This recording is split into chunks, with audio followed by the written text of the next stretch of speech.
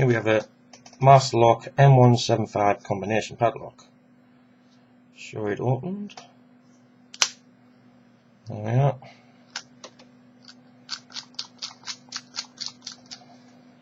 Been looking around on YouTube to see if I can see any of these actually being opened, and I couldn't find any.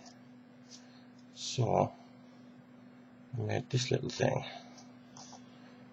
Sometimes it works, sometimes it doesn't. It just all depends really on what mood it's in. And there we are.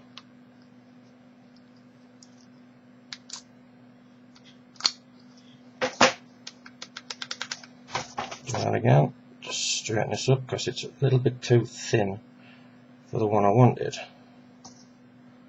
Start again.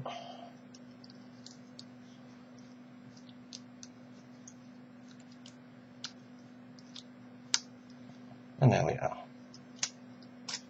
I do have a master lock combination. I think it's a 177.